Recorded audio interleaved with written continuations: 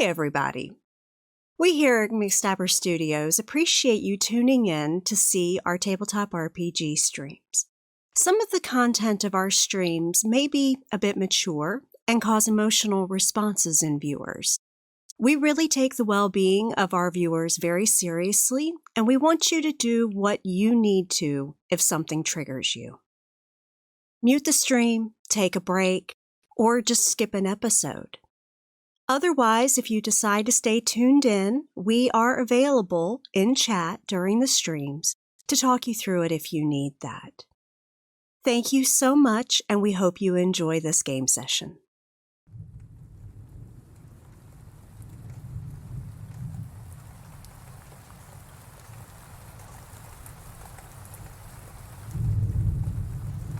Why dost thou sit upon my grave and will dead lips to speak? Why dost thou weep upon my grave and will not let me sleep?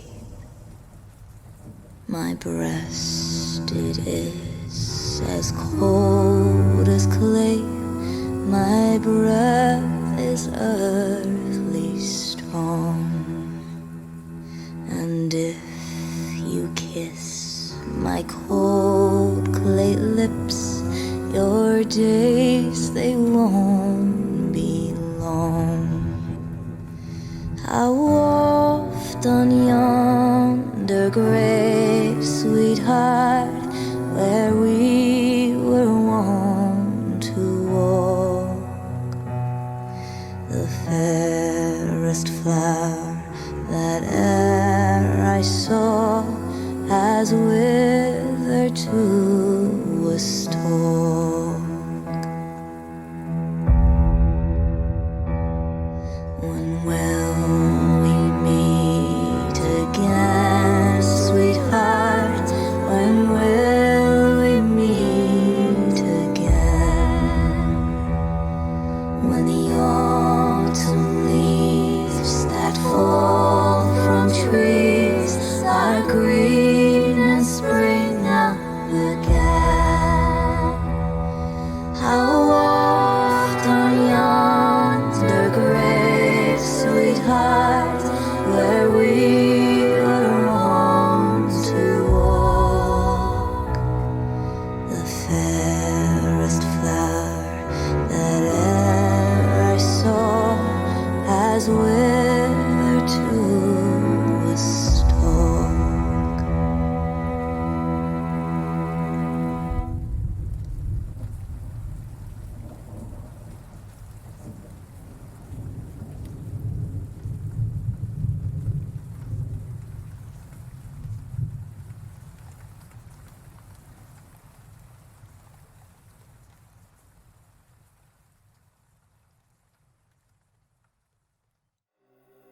Good evening, and welcome to McStabber Studios' Wraith Life Derailed. I am the storyteller, Shanky McStabber. And I am Tam, the roving DM, and I play Isaac Candy. And I am the Squishy Bear, and I play Margot Fallon. I am House, and I play Noah Whitman Frost. And I'm Relindare, Shanky's wife, and I'm playing Alexis Langley. I'm Urian, and I'm playing Tark Tiernan. And Evie Eternal could not make it tonight, but that's okay because I have something special in mind for her Wraith. Because it's World of Darkness. Now, where we left off, of course, the group had ridden a train from Richmond, or to Richmond. And, well, the train didn't make the destination, unfortunately. And because of this, they were rescued, of course, by Thomas O'Sullivan from a group of what he called Reapers. And then they've been spending the night huddled up in an old house that appears to be some sort of antique shop named Two Frogs on a Bike. And we are actually going to be picking up the story right where we left off with the rest of this particular night. Wraiths are restless, trapped by their own past, by their own memories, by their very consciousness. They remain because they must, because they cannot let go. There are so many reasons for why they remain as there are places for them to go. All existence is expression, and the dead are all poets, starving for enough meaning to survive. Many of the products of violent, cruel, or sudden deaths. The end comes by surprise, leaving no chance to resolve a lifetime of half-told stories. They are bound to their lost lives and are likely to remain in the shadows for long. They shall not rest, for they are the restless. And as we open to this scene, Evie Eternal's character, which was Aurora Walker, had asked a question right before the episode ended about why she had a lighter in her pocket. And as Thomas gets a quizzical look on his face, you see Aurora pull out this lighter. And she strikes it, and a blue flame leaps up, quite to the surprise of Thomas. And you see him slightly cower back. She reaches out, and as you hear Thomas go, "Wait, don't," she touches it and screams.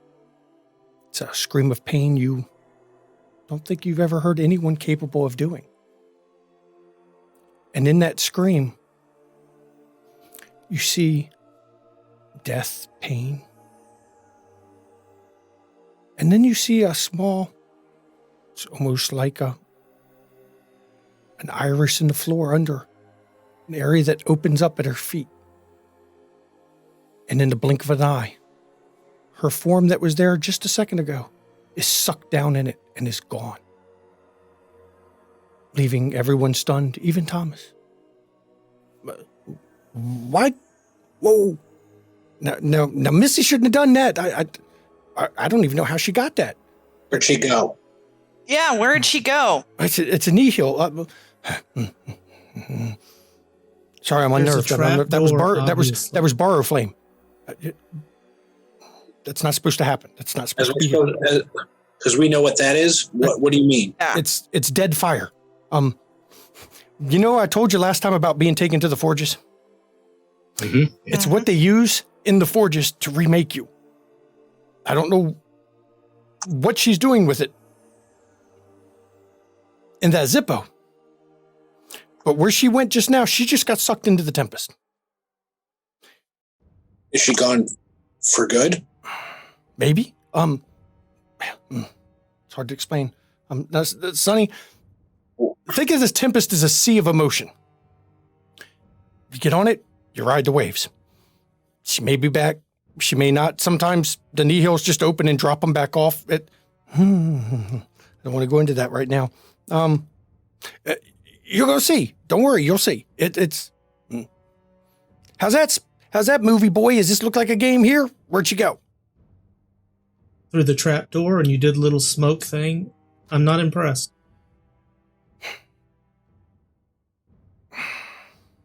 I'm actually getting pretty irritated with all this, Thomas, if that's even your name. Oh, that's my name. Look. Let me just warn everybody. Just be careful what you're playing with right now until you understand how this works, because it's not safe. As you see, she's gone. She could be back. She could not. I don't know. Being sucked in a knee heel during a tempest or a maelstrom is not the best thing to happen. So I suggest we all just kind of settle down, quit getting curious and reaching in our pockets like a kid and playing with things. There's forces at work here that are a little more dangerous than you think.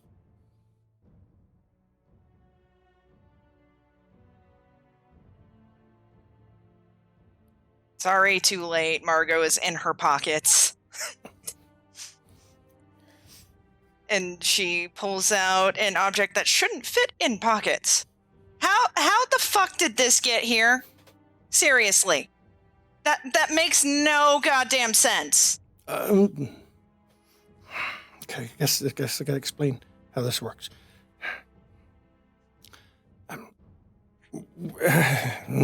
Yeah, you brought it with you. I haven't seen this since college.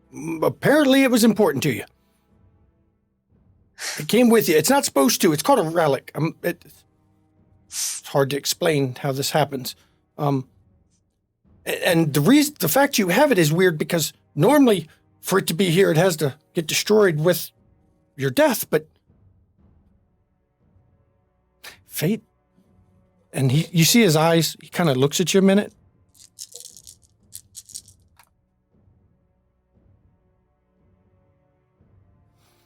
Fate's a fickle mistress there, Missy, and she must have wanted you to have it because I could see it on you.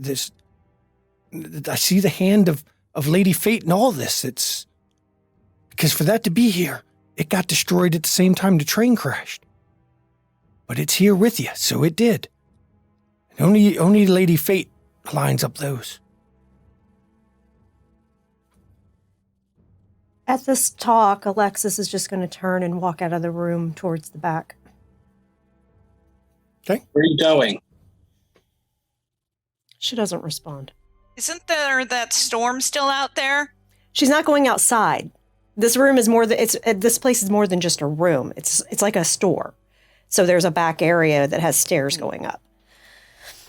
Now, Alexis may have noticed that, but the rest of the group really hasn't looked around to see the layout of this place. And, you are in a large room, and there are some antiques scattered about the room, and an obvious sales counter that has lighters and keychains and various things that, pocket knives, all laid out on them, though all of them are rusty and paint's faded on them, and even the glass of the display case is cracked. But there is a back room that you can see that has a little bit more furniture with a set of stairs going up that honestly it makes you nervous to look at the stairs going up because they don't look like they could support any weight at all. Alexis goes to the back room. Yeah, she's not going to go to the stairs. You see several old cribs, a headboard that your guess is at least 75 years old, an old gas station sign, but that's about it in the back room. Sorry to interrupt your scene. Go ahead, Ravinia. So we're dead. The reason we look like this is some sort of Matrix bullshit kind of... You look like that because that's what you want to look like. You may not know it. You may not admit it, but that's what you want to look like. Each of you... Listen, Missy, when we die, we all look like what was important to us or how we think of ourselves. Of course, I'm a train engineer. That was my life. That was all I did. So when I died, I look in my hat and my clothes. Now, there's ways to change it, and if you believe it, there's sometimes even clothes here. Some of it's relic, some of it's artifact. But generally, you look like the way you did what was important to you. Apparently, Missy over there, and he waves towards that back room that Alexis walked into. That dress was important in life to her. So she's wearing it because it's not what she was wearing when she died.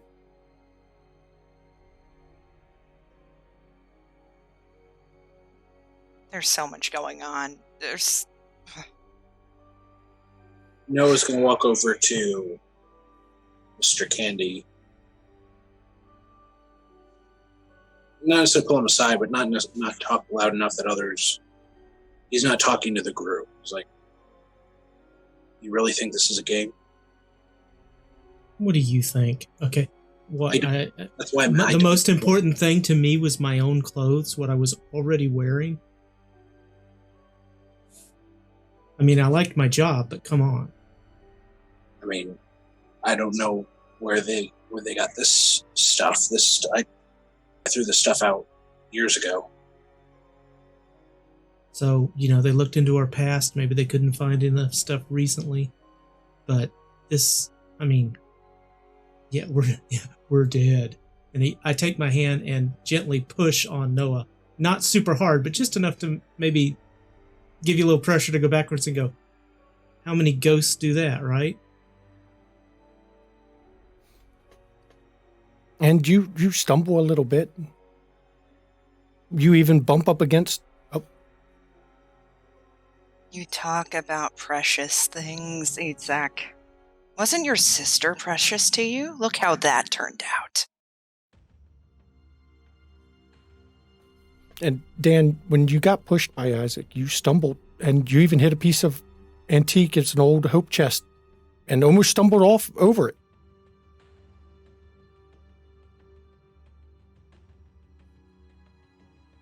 You want to do something? Let's find out where these stupid voices are coming from. I mean, why are we hearing these things? In all seriousness, I'm not hearing any voices. Maybe the battery's dead in your receiver. Do you mind?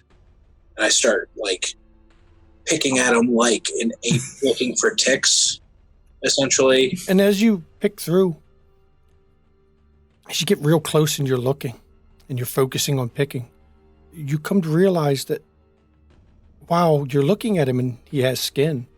There's a slight luminescent glow to him. It's the skin shimmers slightly, and it's not, when you really focus, it's not skin you're used to seeing. There's something odd about it. It's almost a otherworldly quality to it. And knowing this, you look down and you notice your skin, now that you've seen it, is doing the same thing. There's something off about it, something different. But your vision sharpened to the point when in life you could have never seen that well. Everything is so clear and so sharp now that you're trying to see. I take off my glasses. And you can still see perfect. Not a difference wearing them on or off. Is Isaac wearing glasses, or is that because Tam needs glasses? Isaac will be wearing glasses just because Tam needs them. Take off your glasses. And when you take them off, you see the same thing. Your vision hasn't changed taking them off. And now that you're thinking about it, your vision is sharper than it's ever been. Look, I don't know what they pumped us full of to get us in here, but I'm not trusting anything I see at this point. I mean, we just saw a guy change his arm into a screwdriver. I mean, we're in some serious, Copperfield stuff here. They have the trap door. They have the smoke that comes up. I mean, come on. Well, let's go check that out then. And whether Isaac follows or not, I'm going to go to where Aurora was and see if I can find any creases for what might be a trapdoor. Okay. Now, while you're doing this, what is Tark and Margot and Alexis doing? We'll start with Tark. Tark is Tark is looking around the place, looking out the windows just to see what exactly this storm's supposed to be. And the storm hasn't changed at all. I can't say it changes when you blink, but literally 1 minute there's water washing against it. The next there's sand beating and there's no sign of the water. Next second there's bits of ash and dust and dirt. And through all this changing and swirling and differences, you do see lightning in the distance, a low fog over everything, and you still hear the voices outside. They come and go, but they all are doing the same thing. Help me, come see me, come. And to you, they sound like people you've known your whole life. But you know it can't be them because the words are different, the accents are off. But it sounds like people you know calling to you. What is Margot doing? Margot is kind of walking around the room, almost trying to seek the perimeter. She's kind of observing the area. And she kind of stops for a second and go, residual self-image. That was the phrase I was looking for. Residual self-image. And as you're looking around, you do notice that all of these antiques, to you, they look raggedy, unkept, scuffed, finished, messed up, wood slightly warped and cracked. All of them in some way don't look right. And when you bumped against one, it was small enough it should have moved, but it didn't. You still stopped, but it didn't move. What is Alexis doing? Alexis blinks back the tears that were forming in her eyes after she remembered what exactly happened to her. And now that she has a moment of privacy, she pulls open the neck of her gown and looks down at her chest. And when you look down, you recall from your memories of what you heard or what you remembered from the accident, seeing a piece of metal jutting through your chest. And where you saw that metal jutting through your chest, you see a very faint scar. It glows slightly in some way. It's luminescent, but it's there. And it's obviously a wound of some kind, though it's healed, but it is a scar. I'm going to touch it. And when you touch it, it feels like a scar. Mask. You're muted, Tam. It's a muted shadow. It's a muted shadow. I hate it when that happens. Alexis, what did you expect to see? Do you always think things are going to remain the way they were?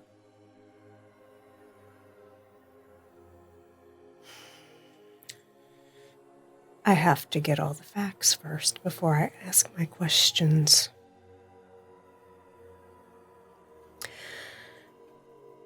Maybe if you spent more time looking at those facts, you'd still be married.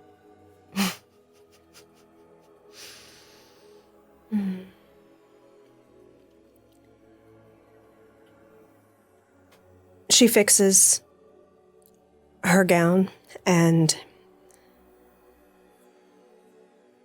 gets a very firm look on her face and walks back out into the main room where Thomas is. Okay. Now, did Isaac follow Noah to look at the spot in the floor?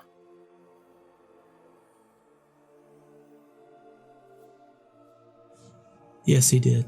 And as you go over to look at it, the floorboards are warped, cracked, nails in them are rusty, but it looks solid as a floor. You're walking on it.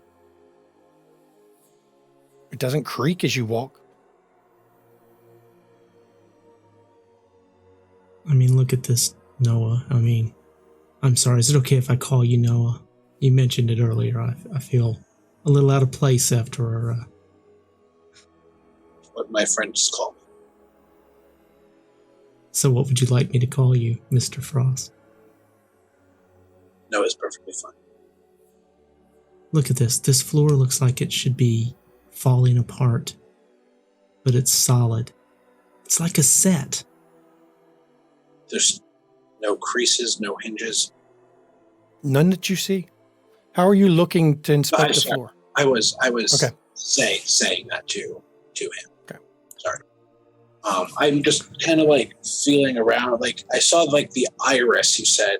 So I'm looking for any like slight circular, like divots or creases. Do you use your hands? Are you pushing? Are you shoving? Are you trying to force something open? Yeah, I'll use my hands to just feel around, and if something seems to start to curve, I will pull at it slightly. I'm not trying to tear up floorboards. No, I'm just curious if you're shoving hard against the floor at any point, trying to push down on things. Oh, depends on what you mean by hard. Like I'm going to be forceful enough to try and maybe activate something, but I'm not trying to break okay. through. As you're doing this, you're going to take 1 bashing damage of corpus. And everyone in the room sees as he's checking this floor out. At some point when he's pushing at the floor a little, his hand goes through the floor. And you see his entire body take on a transparent, kind of a translucent quality. You can't see inside him. It's not that kind of transparency, but you can see the environment through him as his hand passed through this floor. And you can feel it. It is uncomfortable. And you don't know why. You can even see yourself look insubstantial not there anymore. As you pull your hand back out, completely unscathed. So What the did you hell was find the that? mechanism? What, did you find the mechanism or something? You didn't see that? I saw your arm go down to the floor. Just passed through the floor. Oh, come on. I'm not lying. I don't think you're lying. That's not the point. I think they are tricking us. We are still drugged. But how can I be standing here one moment, had felt pressure, and then it just slipped through? You tripped the trap door? Holograms? I mean, come on. It's You're looking right through him Modern while you're day, saying man. this, Isaac. You can see through him. Matter of fact, you can see through him and see Alexis coming back in the room from the other side of his body. You can see straight through him. Alexis looks right at Isaac. You do realize you're talking to a ghost, yes? I hear the words coming out of your mouth. Why are you guys so convinced that this guy's telling the truth? I walk over to Thomas and say, okay, so we're dead. I'm not a liar. I don't think you're lying, buddy. And I you see really Thomas don't. look over and you done gone incorporeal. Let me guess, you like bumped into something, or did you run into one of the antiques again? I was investigating the floor where Aurora was. Yeah, we can do that. We don't have to go through solid objects. We just can. I bet you it felt a little uncomfortable, didn't it? It didn't Yeah, feel. that did not feel good. It'll pass, but you'll always get that feeling when you try to go through something that's in the skin lands. The skin lands is what we call where the living are, because they still have skin. I guess technically it's Colorful expression. Yeah. Well, I didn't name this stuff. This just that's what they call it. It's. Well, while you guys are having this conversation, How do I change back? Oh, you'll change back in a little bit. The tougher you are, the longer you'll stay like that. It's like, think of it as a defense mechanism. If you're walking down the street and a car slams into you, you'll go like that. I And prefer then not to think of that. you can walk through the car and, for a little while, you could walk right down the street. None of the cars would hurt you because you just pass right through. And then the tougher you are, the longer it's like that. And then you'll suddenly get solid again and you'll do it again. And then you'll spend some more time not solid. I go to, is there any like beam or pillar that near me? There's no pillars in the room, but there's lots of antiques, that hope chests and everything else. I'll just try and swipe my hand through. You go right through it. Like it's not there. Just your arm passes. And everybody can see this as he's doing it.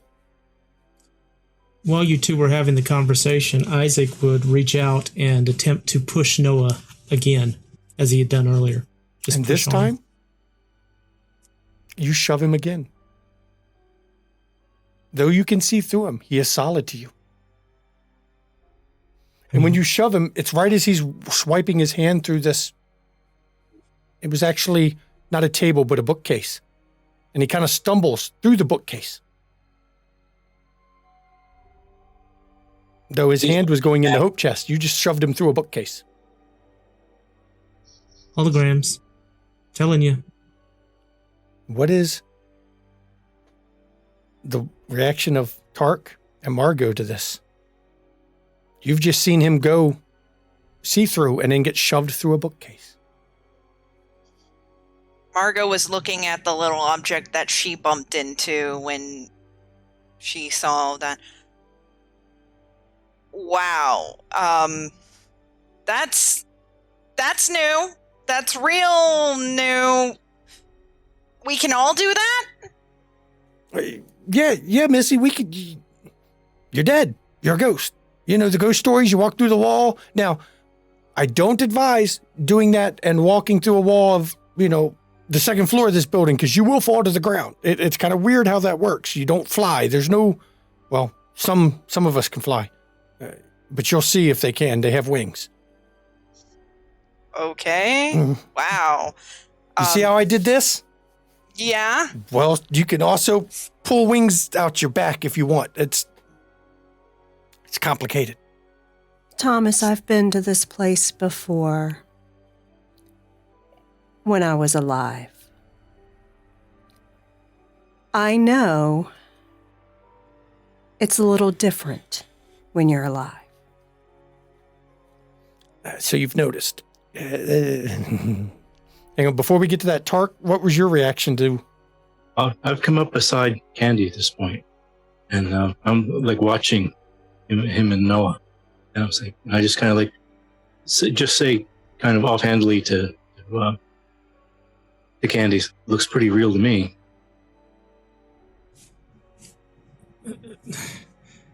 Right, I pushed him. I can touch him, but he goes through a table. I mean...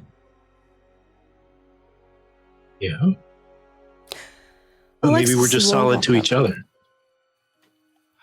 That's a good point, Mr. T. That's a good point.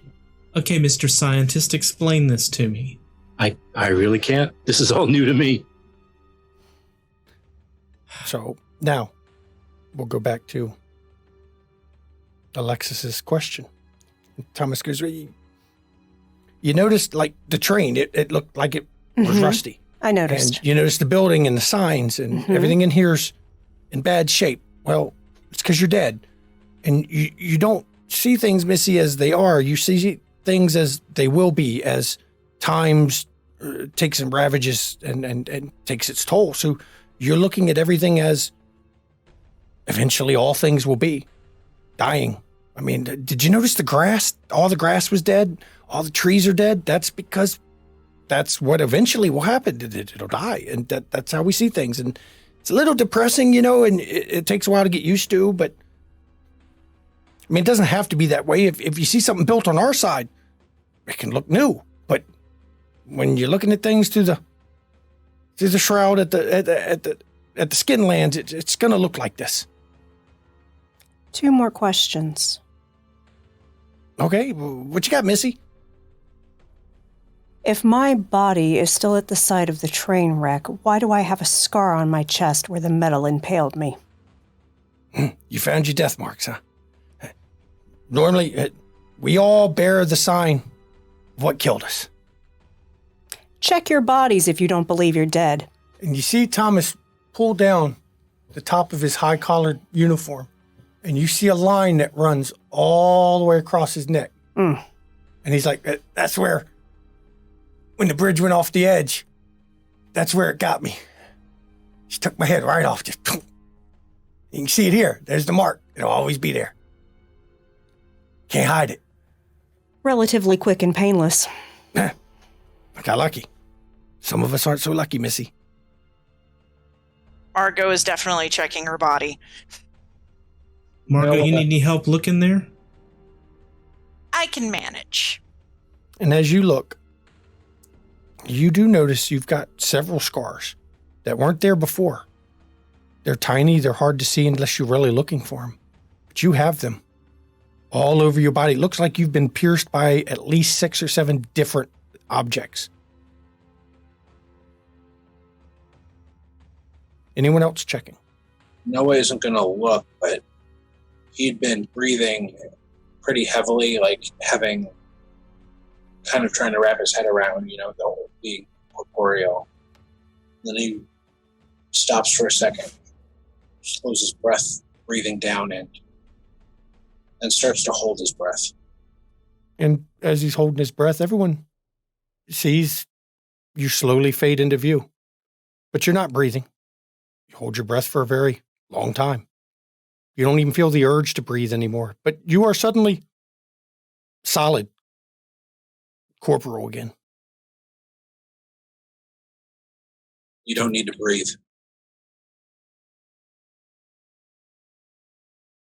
You willing to stake your life on that bet? I was just doing it for the last... No. You got to choose. Come here. And he walks over with his hand and put it over your mouth and nose. I mean, come on. This is a game show. You going to stop me, Thomas? What if I take your boy out here? Yes, Isaac. Give in. Do it. Do it. I want to see you do it. And as you put your hand, you don't feel breath under your hand. And you think you've quite effectively covered his mouth and nose. I'll hold it for a couple of minutes until I think it would be hard for someone, and I'm just going to throw my hands down and go, this is just ridiculous. And I look at Thomas and say, third question. What were the lights near the train? That was the quick. That's the living. You saw their... trying to think how best way to describe it. You saw them. Their health, how they felt, how everything was. You saw them. I bet you felt like emotion too on them, right? Mm-hmm. Yeah, we can do that. I also saw some go out. They died. That was them dying. That was them no longer having the spark of life. I guess you could call it what you see as the life in things. So all the living you'll see like that, they glow. And once you get used to it, you can identify all of them. You know, you'll know if you meet somebody you met again, but you can tell what they're feeling, not their thoughts, but their mood, whether they're angry, they're mad, happy, love. And some of them you can even tell if they're sick because it gets a sickly kind of color. It's hard to explain to you. You've seen it, but when you've seen it, you'll know what I'm talking about. How much longer till the storm passes? I don't know. I would guess by morning we should be good to go. I mean, I want to go back to the train when it does. So do I.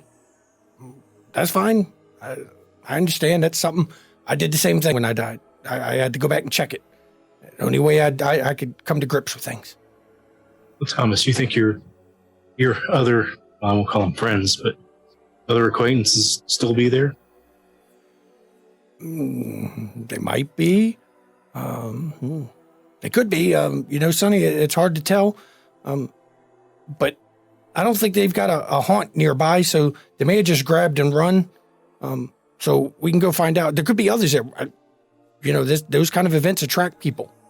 Everyone wants to get a piece of the infants. That's what they call you. Some call you larva. I think it's after the caul that was wrapped around you. You kind of looked like a big larva, but yeah, there could be others there looking. But we'll go check because I know it's something that the new have to do. You have to go look and see. I mean, you can't resist hanging around the scene of what happened. I can even show you some really unfortunate ones while we're out. I'll take you over to the... Show me candies. Show us all candies when we get back there, because we would like him to get some kind of certainty out of this. I mean, we'll show you all of them we find. The Quick are pretty good about trying to clean up scenes like that, so I don't know who's going to still be there and who's not. So we'll go look for sure. And then I'll even take you by the cemetery and let you see some of the drones. That's what we call the mindless, drones? The ones that, they're drones. We call that's like worker bees. No, they're mindless. You know all the ghost stories you hear of the ghost that every night at midnight walks up the stairs, or the ghost that you see stands always at the window? Oh, they used to say that at Fort Lee, the crater, that it's haunted by the Civil War soldiers. That's true. They're down there, and every night they fight their battle over and over and over and over. It's depressing. That's fucked up. They don't come to grips with what they are, or they don't fully it's hard to explain we don't know why, but some do it. They get caught in that moment of death, what they were doing.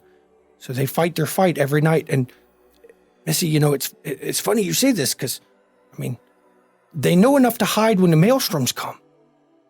And yet, as soon as it's done, they're back out there again every night fighting their battle. And you'll see some at the cemeteries. You'll see some, you're where Civil War was fought. You'll find those types all around here. And it's normally those who died unexpectedly or just couldn't let go. And a lot of times it's those who died in battle because they just can't let go of the fight. They want to fight, forever, I guess. That's a dark subject to talk about. But I guess, it's a dark night, Missy, and this is a time for questions, I guess. We can't do much else but sit here in this building, so, I don't want to hog his attention. Does anyone else have questions? There's no way of getting Aurora back? You're not strong enough to do a Tempest run, and to be honest, I'm not one that can use that. I don't do Argos. I'm not a traveler. I'm sure as hell not a ferryman. And since I'm neither one of those, that she's going to just have to find her way out. Maybe a ferryman will find her. That'd be nice. That'd be helpful. Bring her back. Or she'll just get dropped off. I wish I had more to tell you on that one, but to be honest, I try to avoid the Tempest. Hell, I've only been to Stygia once, and I'm not going back, so. Just feels wrong not doing anything. You're going to learn to accept certain things in this eternity, and one of them is there's things you can't control. Is there a way to finish our business and leave? And like most ghost movies, that's kind of a thing, right? You finish your unsettled business and then you go? Everyone talks about it. Everyone asks this question, everyone. They call it transcendence. I've never heard of anybody doing it. Nobody I've talked to has ever heard of anyone doing it. Nobody they've talked to has ever heard anyone doing it. And yet the rumor persists that there's some way not to get what you were back, but to let go and not succumb to oblivion, not succumb to entropy. But damned if I know how it does, Missy. I've never, like I said, I don't know anyone who has. Nobody knows anyone who has, but the rumors are there. Old Barton might have been able to tell you that, but I haven't seen old Barton in a while, so I don't know what happened with him. So To me, it sounds like a carrot on a string that you'll never get close to. Like the donkey being, Sonny, that's a good one. I like that. That's a poetic way to put it. It's just something to convince people to trudge on, I guess, to continue. I guess there's got to at least be a carrot or it's all stick. And we'll see how you feel in 70 years, Missy. I'm seeing more stick than carrot. What else can I do? I'm here. Is there any way to know if our loved ones know? They'll be notified. It's hard watching the loved ones like that, and I don't advise it, but you're going to do it. We all do it. You want to protect what's important to you. Just remember the rules. You don't. Be careful. The kids can sometimes see us. Do you have something you needed, Isaac? While this conversation's going on and everybody's attention's on Thomas, Isaac is going to make his way to a back corner, and he is going to just start looking, doing as little as he can to attract attention. And when you look, you're marked as well. Your body has barely visible but large tracts of scar tissue. It looks as if, from the amount of scar tissue, the whole front side of your body might have been horribly crushed or mangled at some point. Though it's only visible when you look closely. Though, even now, when Thomas turns his head a certain way, now that you know to look, you can even see the mark on his neck, though you hadn't noticed it before. It's almost as if when you look that way, your vision focuses to the point you can see even at that distance. Do I have anything in my pockets? Let me look and see here. You do. There's a card in your pocket. Card you know well.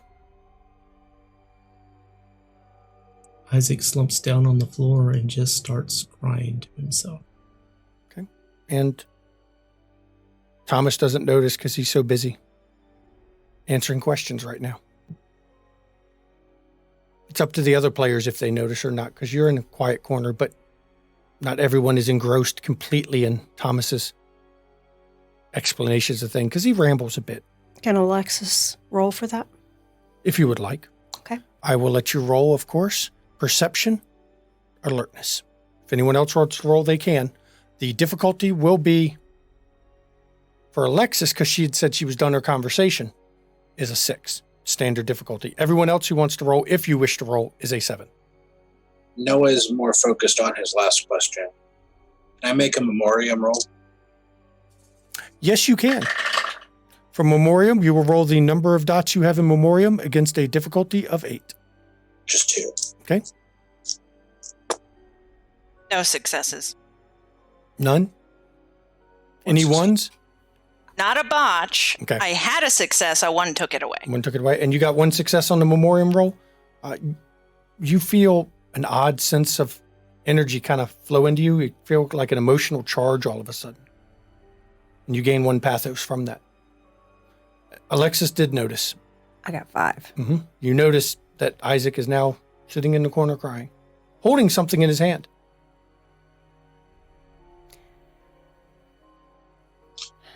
She's gonna walk over to him. Yes, Noah. Dumb question. Is there any benefit to having a full pathos bar? Nope. You just, you can't go over, but full pathos just means you're fully charged and got a lot of energy you can use.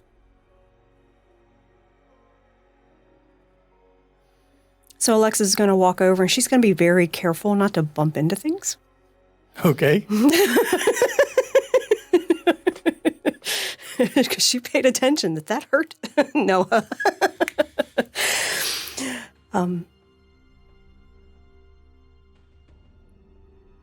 And she'll sit down beside Isaac.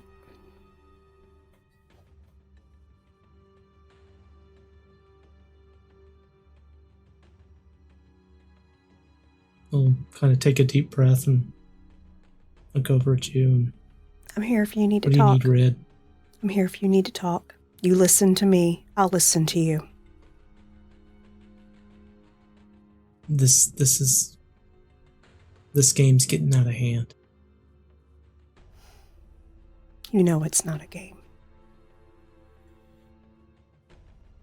I can't accept that.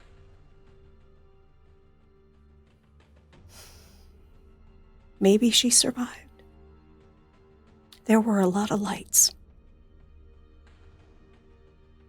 Weren't there to help her, Zach. You didn't protect her. Shame on you. You're such a failure. I couldn't protect her. I sent her up to the front of that damn train. Maybe if she'd have been in the room. It's always your fault. Your fault. Your fault. Alexis reaches out and takes his hand. We won't know until we go back to the site. He already said we may not find out then. But we'll never know if we don't try.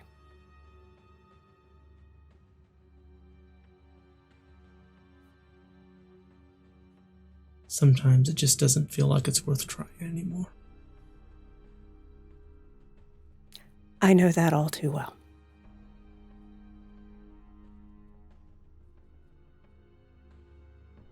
Life sucks, maybe death will be better, huh? I'll pat her on the hand and just kind of cheer up a little bit. And if not, you can shove it into submission. I seen you earlier. Maybe I'll borrow Margot's whip. So what is Tark doing during all of this? Have you returned to your window to stare out? Mm-hmm. Yeah. And while staring, you catch a glimpse of something moving out in the fog. Comes very close to the building. It's definitely human looking. A little kid, couldn't have been more than 6 years old. You see strolling and skipping through this fog, through this storm, as if it's not there. Her clothes are whipping violently through it. But as you watch, the bits of detritus, the sand, everything curves around her as if it doesn't hit her at all. And she even briefly looks at the building with eyes that betray an age and wisdom far beyond this body that you see. But she doesn't seem to notice you. And you see her start skipping away again, singing a tune. Ring around the roses.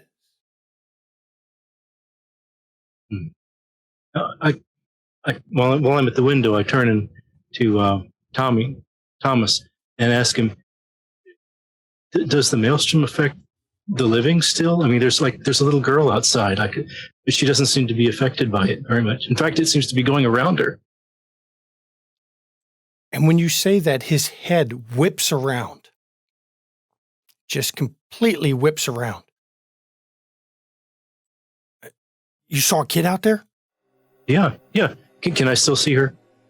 No, she's wandered and lost to the fog. Okay. And he's okay. She's gone now, but yeah, I definitely saw her. She wasn't glowing. She didn't have like the white, no, the glow. No, she didn't see you, did she? Was. I don't think so. That's a stripling. What's that? It's a dead kid that went over to the shadow that is working with, as a specter. The kids don't handle death the same way as we do, and we lose a lot of them that way. Mm-hmm. And yes, she's safe out there because the maelstrom is theirs. That's their place. That's where they live. It knows its own, as they say. It recognizes one of theirs. I could hear her singing like a nursery rhyme. She's a kid. She's still a kid, though some are older than you'd believe. Some are younger. But she didn't see you, though, right, Sonny? She didn't see you. You didn't call out to her? No. No. Okay. Whatever you do, and his voice gets louder, whatever you do, if you see anything outside during this storm, do not call on it, because it'll bring no end of problems on us. They, if you call attention, they'll see us suddenly, because as it is right now, they don't seem to see us. They can't. I don't know why. Don't know how this works. I don't think anyone knows, but they can't see us as long as we don't call attention to ourselves while we're in this building, while we're in a haunt. But I mean, she looked over at the building, but didn't see anything. You didn't call attention. You're fine. She looked. They don't see what we see. They don't see the same way. They're specters. Their view is different. It's just we'll take that. They don't see you in here as long as you don't call attention. But if you called attention, she'd have called friends, or maybe not. She might have just come in to play with you. But Sonny, I don't think you'd like her way of playing. I'm starting to get changes. It's a child, but don't let the size fool you. Don't let the body fool you. It's still a specter. It still has powers you can't believe. It can still do things. Some of them, just being near them, you get more dead. You feel more dead. You start to lose the passions, the things that were important. I guess that's the next thing I got to teach you about, isn't it? The passions. Yeah, quick question, Thomas. Hang on. Quick question, Thomas. Yes, Missy. Are we at risk of becoming that? Yes. It's always a risk. I didn't want to... It's not safe to talk about this during the storm. Well, then don't. We can table it. But that voice... Oh, and you were doing so well. That was so sweet. You actually might have even gained his attention for a little while. Oh, shut up, but bitch. Then there you go. There you go, having to look somewhere else. Never satisfied with what you had. Maybe that's why he left. And that's your words, Thomas goes, sorry I offended you. No, not you, darling. It's the voice in my head. You know, the negative version of me? I've already figured that out. I'll say this. We call it the shadow. I know it sounds dramatic, and it is, but... What are we, the light? No, people call... I mean, we got a lot of names. We're the Restless. It's two sides of the same coin. You could call yourself the light. Some say psyche, some say shadow, some say the darkness, some just say the voice. But it's real. Don't think it's not. It's there. And Missy, you'll learn to deal with it. It's always there. Always in your head. Seeing what you see. Tainting everything. It's pain. So much pain. And you see Thomas get a faraway look. He did look. lyrics from 10 different songs right there. And Thomas doesn't hear you at all. He's lost in memories or something dark when this subject came up. And this is where we are going to take a break.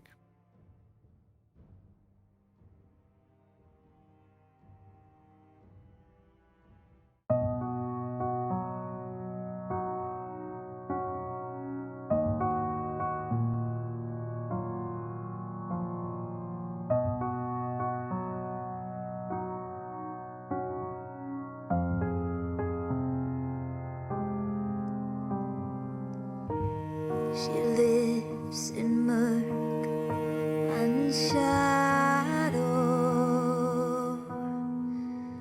cold as the alleys of stone.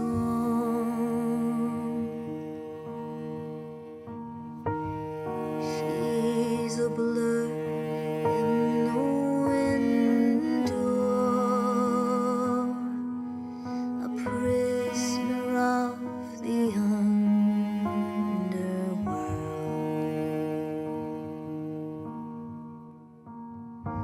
She watches life from the gloom.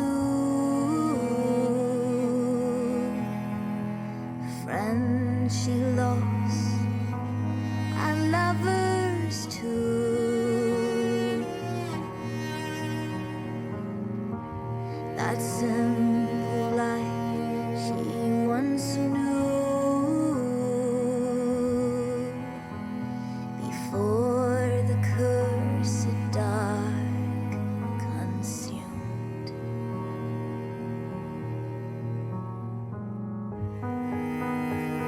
And every clock is broken, and every step is hopeless, living in the gloom.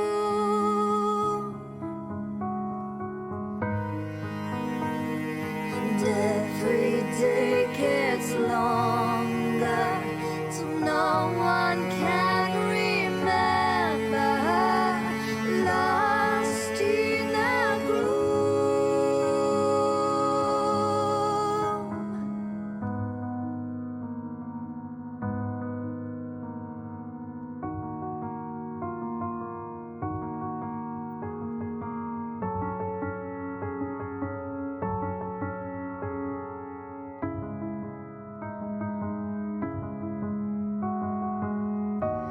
She sings a song to the moon, the loneliest song you ever knew.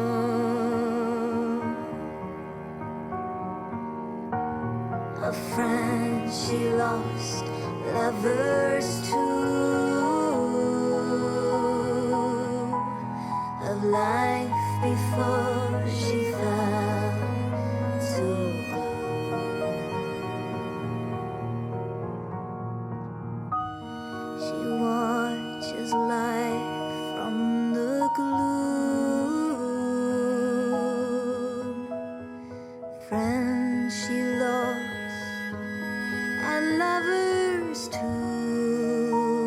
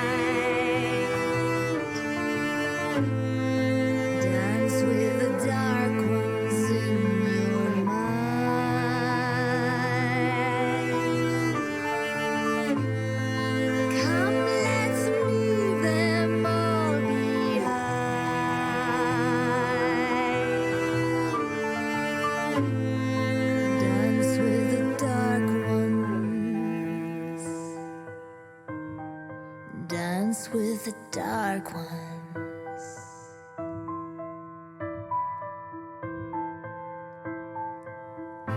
Hush, child, open your eyes. You are not alone. We are your dark ones, holding you close. Come dance with us, dance in the darkness. We've been waiting for you. That world doesn't want you like we do. We see you, for in the night fire shines bright. Come dance with us, dance in the darkness. Oh, how we've been waiting for you. Why fight the night when the night is endless? Why cling to the light when the light always diminishes?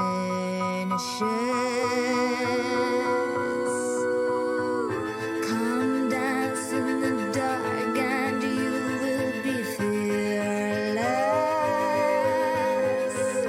Let the dark kill the love in your heart till your heart is painless.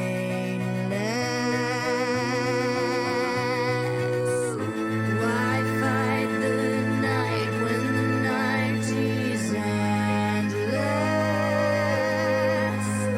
Why cling to the light when the light always diminishes?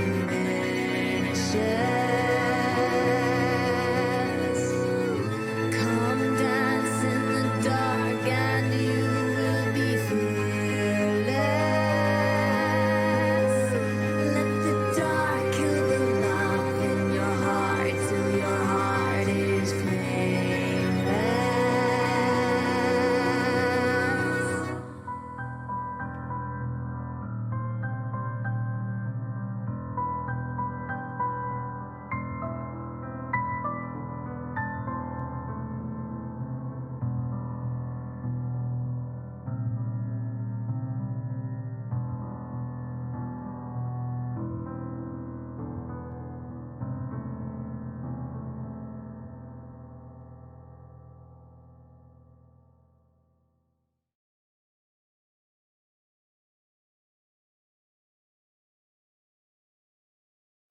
Welcome back, everyone. Before the break, Alexis had brought up some questions to Thomas that apparently Thomas didn't like remembering. And as the night progresses and this storm rages outside, Thomas goes quiet, not really talkative anymore, seems to be lost in the memories. And the rest of the group is each in their own little world, in some ways coming to grips with what's happened. And oddly enough, none of you feel tired. You don't feel the need to sleep. You should be, because many of you have been up a very long time. But you're not tired. And then, as morning breaks, you see the storm pass away. And the sunlight outside, very bright on your eyes. It takes a little while to get used to it. Brighter than you think you've ever seen the sun before. It's almost like your eyes are more sensitive to the light. But after a minute or two, you adjust. And with the passing of the storm, Thomas kind of seems to snap out of it slightly. Well, the storm's gone, so, I mean, if people want to go somewhere, I guess we could go do it. Now, I could take you to meet Prudence, but I have a feeling that you guys want to do something else. Want to go to the train? Mm-hmm. Let's go to the train. Then if we have time, we'll go see Prudence. Let's get that over with. So is everybody coming? Mm-hmm. And she's basically spent the rest of the night sitting beside Isaac. She taps him on the hand and says, let's go. And the whole time he's sitting here and he's been just twirling that card in his hand. He'll take it and shove it in his pocket. And you see Thomas go over to the door. And he actually puts his hand on the doorknob. And you see the doorknob turn and the door open as he steps outside. He's like, I don't like walking through the walls if I don't have to. It's uncomfortable. And Dan, the corpus damage you sustained, the one bashing, about an hour or two after it happened, it kind of went away. So you are fully healed now. Splendid. And he steps out into the sunlight, shielding his eyes a little bit. And he looks over and goes, it's a good time to be leaving anyway, because looks like Mr. Rollins is coming up. And you see a pickup truck pulling up right outside this building. And if you didn't know any better, this pickup truck should not be driving. The tires look flat, rusted. I mean, you'd think there's more rust than vehicle. But it's driving right up to it. And you can see the glow inside. And Do you ever get used to this? Well, Missy, you ain't got a choice, do you? You kind of, we're doing this. This is what it is.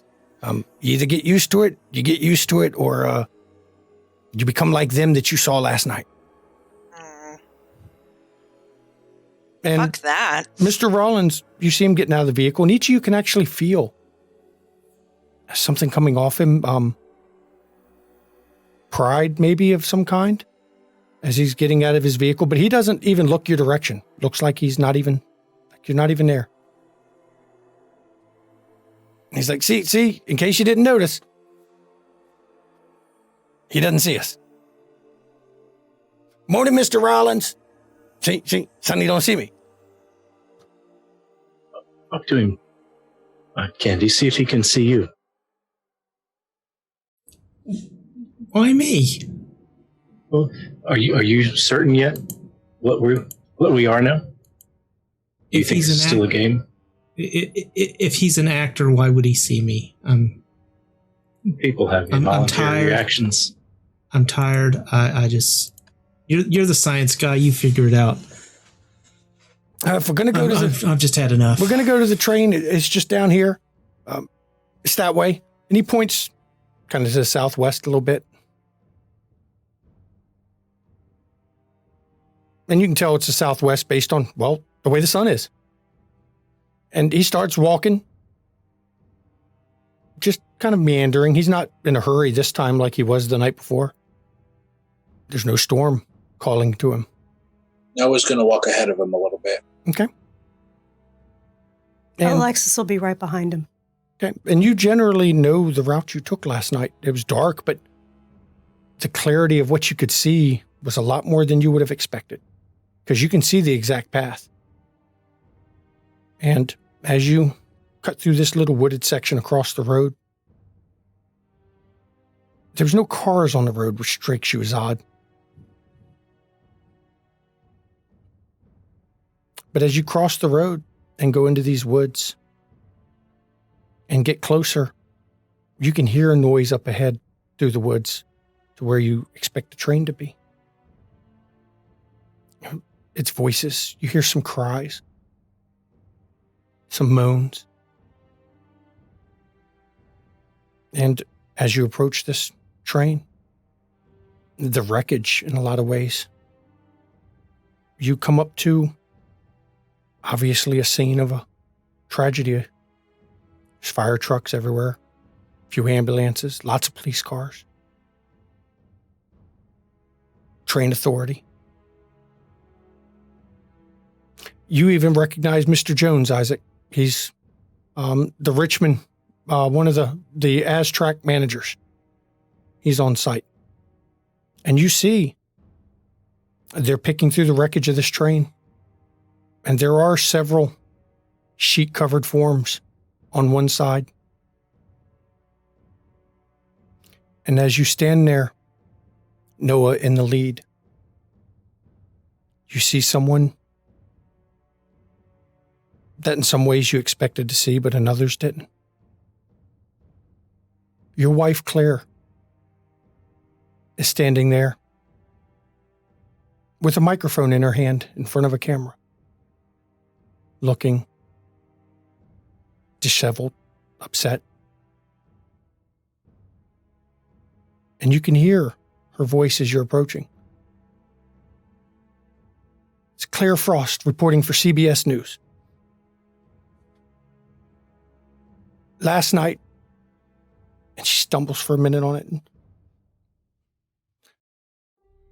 The train bound for Richmond from D.C. had an accident and derailed.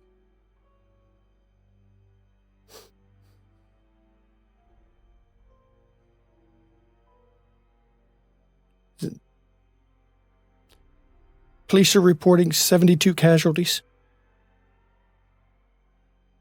I can't do this.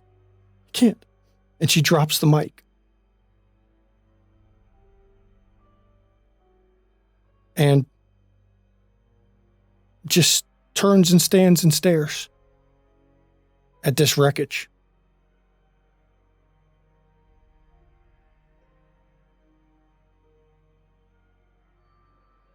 And you saw her clearly as you walked up, yet she didn't notice you.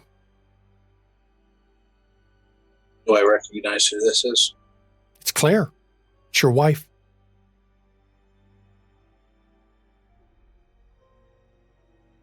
She is there. Reporting the scene.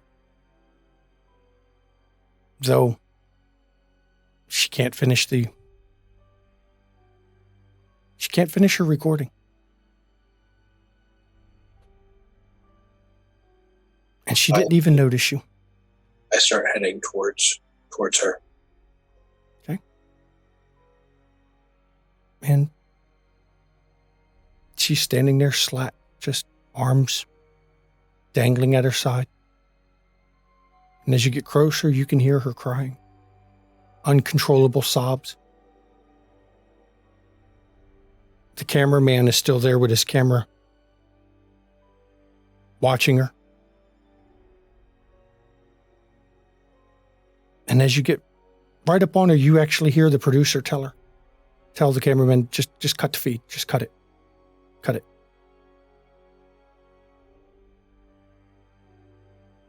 And as you get close, she's there before you, uncontrolled, sobbing and just staring at the wreckage. I knew he shouldn't have gone. Why didn't I stop him? Why didn't I convince him not to go? I should have just told him don't worry about it. He's doing fine and didn't, but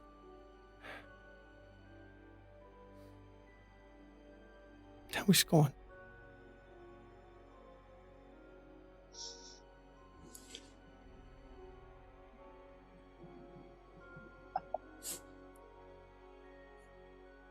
I assume we're all close enough that we may all You followed be up, hearing yes. I, So you saw him run up ahead to her. You're all close enough now. You can, oddly enough, your hearing is so sharp. You can hear much further. He's not necessarily saying this to her, but he's just saying, they shouldn't have sent you here. There wasn't anyone else that could have come. And she continues on like she doesn't hear you. Like you're not there. I slowly attempt to reach out, wondering if Thomas is going to stop me. Like I'm just kind of testing the waters. Thomas has actually stayed back at the trees, allowing the group to, I guess, settle things. I try and put my hand to her cheek.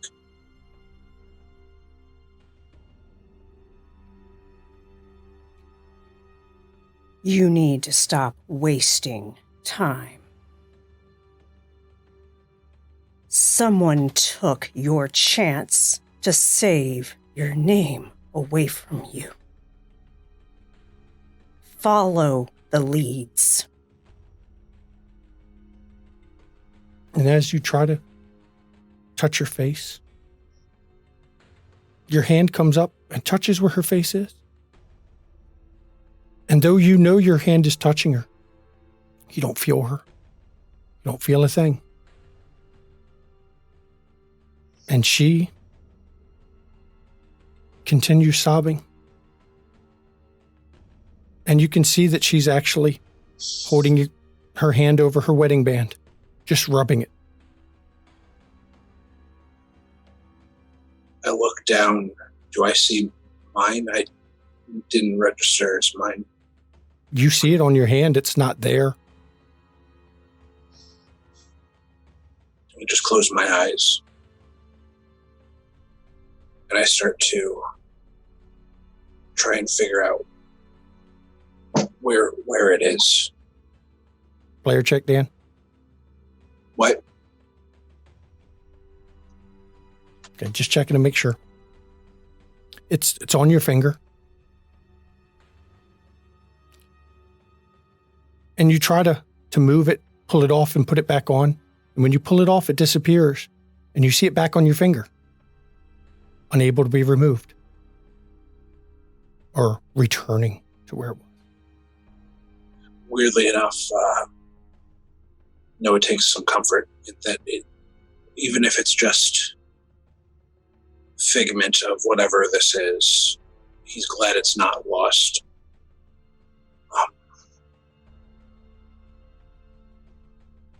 Just keeps it clear. Claire, I'm here. I don't know where here is, but I'm not gone. And what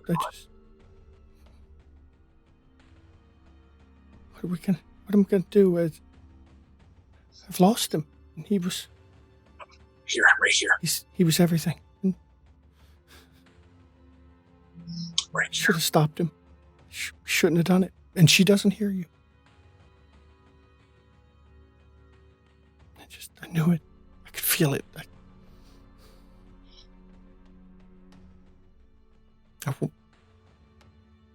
I wish I could have told him it was okay.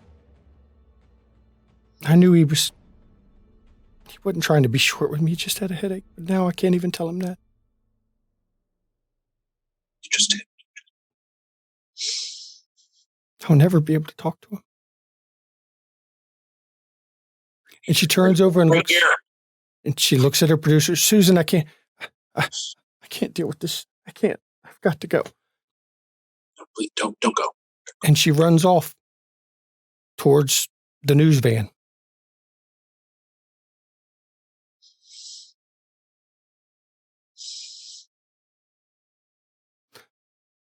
Has the rest of the group stood here the whole time that this was going?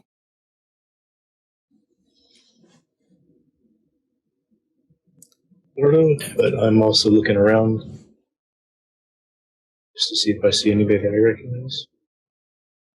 There's nobody here that you recognize yet, but it's obvious an investigation is going on. There's also several firefighters still cutting and bending metal and pulling people out, bodies. None of them living. Noah's just going to turn around and head towards the train. Okay. Alexis has been working her way towards the engine. Okay. And inspecting bodies as she could see them on the way. She's looking for the ticket taker. All the bodies are under sheets that have been pulled out. All of them that you can see extracted. But as you're walking towards the front, you come to a spot where you can, oddly enough, see the peak of a glow inside some wreckage. See the glow of somebody living peeking out in it. Did anyone follow Alexis, or is it only... Okay. Margot I'm going to did? be following Noah at this point. Following Noah. I will allow... What is Tark doing? He's just looking around still, trying to take in what's going on? He's wondering about the bodies that are under the sheets that they pulled out. Okay. I'm going to allow Margot and Alexis to roll. Let me pull up my notes here because this is an important roll. Please roll. Wrong sheet.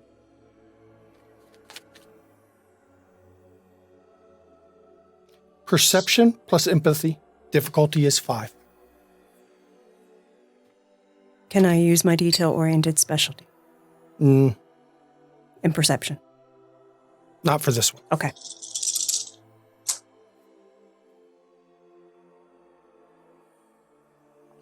Four successes.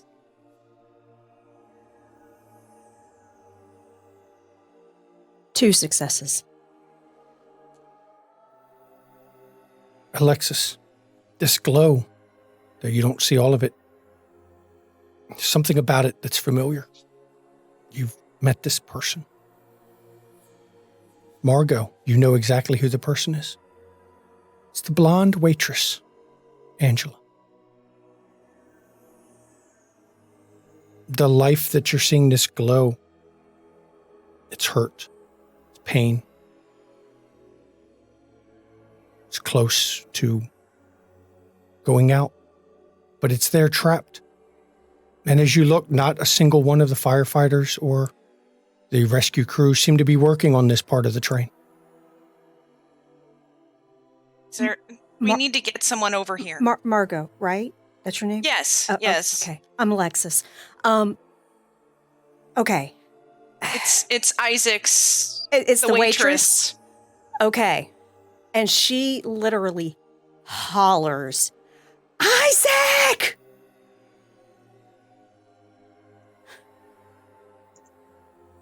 Can I hear her from You this hear her? distance with my Oh, you do superhero? not need to. When she screams, you hear it clearly as if you're near her. Day. Your hearing is as sharp as your sight has become. I will turn to look towards her. And she's literally waving, come here. And she's going to work her way towards the nearest rescue worker. Okay. And I'll let you explain to Isaac what you're... Actually, Isaac, as you get closer, I will let you roll as well. Perception and empathy. Okay. Margot is walking up closer, trying to see what's going on. What's my Difficulty is target 5, for- 5. but your margin is 1 for you.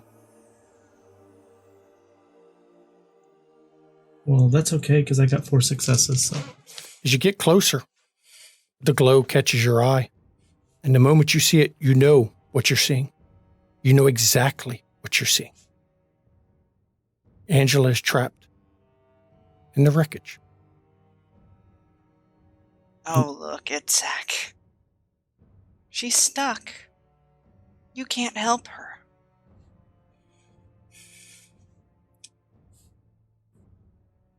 And just like a panic attack, he's going to go back to a time in his past, run forward to where she is.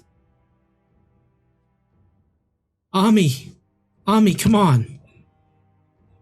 Don't do this.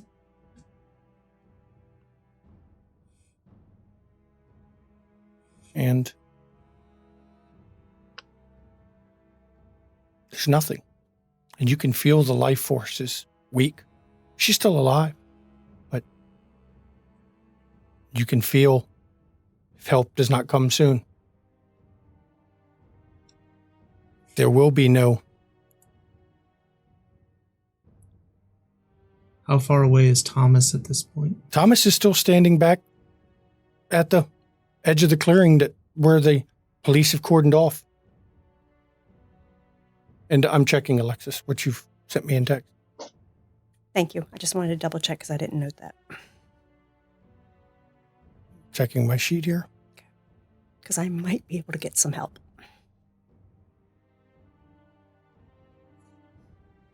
While he's looking that up, Mhm. Isaac is going to stand up, ask Alexis to stay with her, and just start running towards Thomas. Okay. Just not even waiting for an answer. Okay, well, Alexis isn't. She'll ask Margot to stay. Because I'm going to see if I can get some help. I'll stay. And what is the rest of the group do while I'm looking up this particular rule? Because this is an interesting question that I don't have the answer to. And rather than make a ruling on something that's important. Yeah. Noah's going to be looking through and follow the leads. Follow the leads. And he just kind of, he was doing something. There was a reason he was on the train. He just kind of closes his eyes and tries to remember where his flash drive was. Okay. Now that you got that out of your system, let's get to work.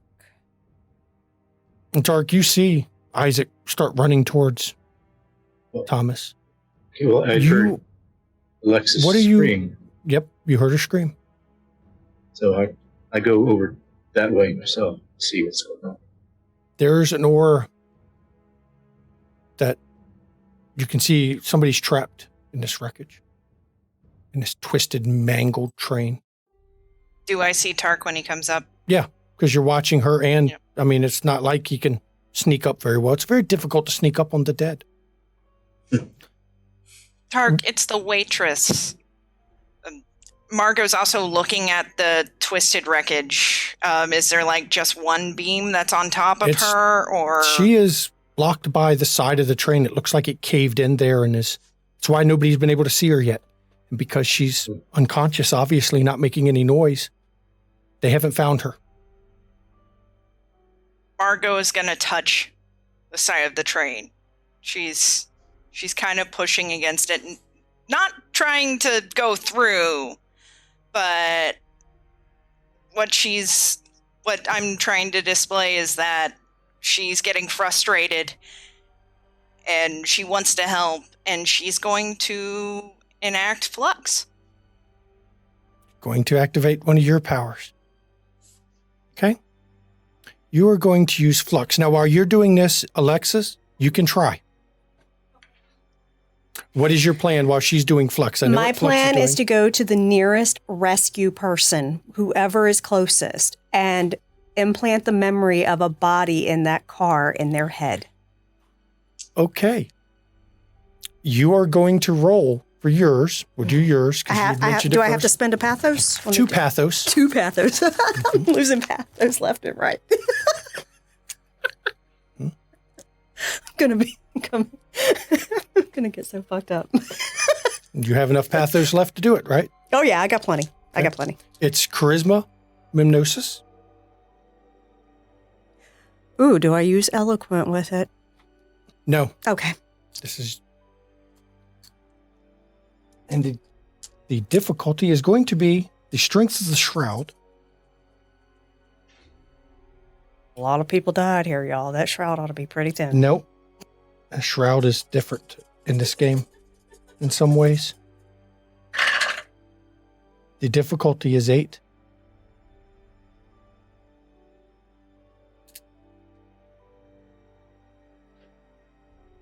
That is 4 successes. 4 over 8. Mm-hmm. Good.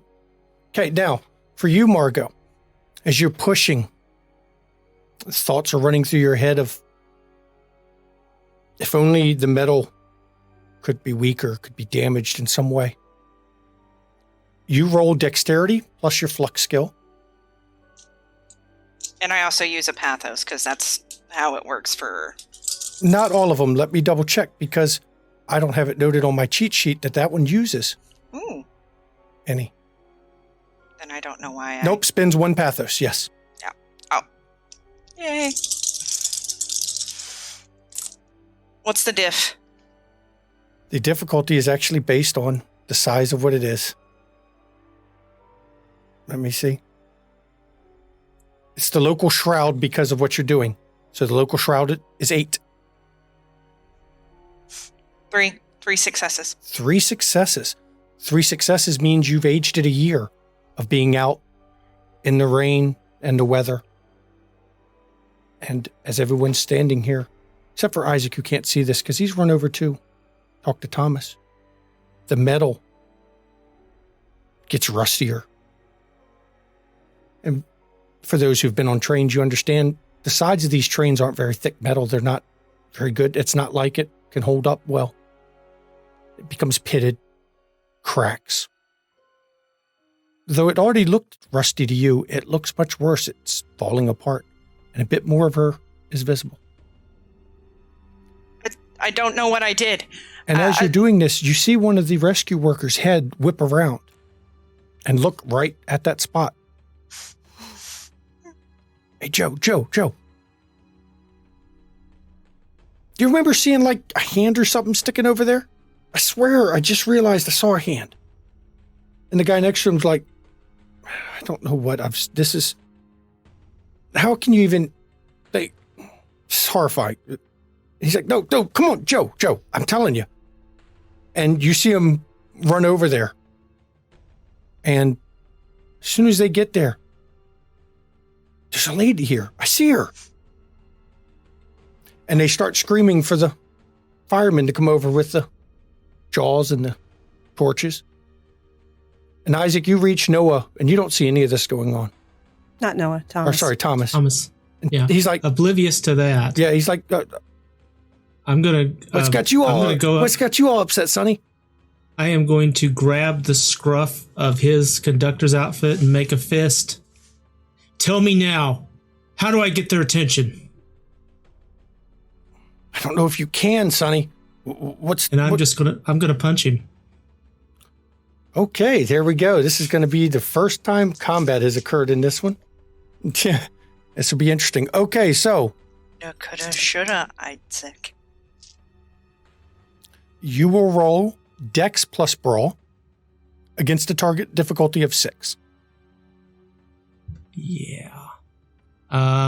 In this one, if I have nothing in Brawl, then it's just Dex. Dice? Okay. Mm-hmm. Just want to make sure if there was a penalty like there is in certain other systems.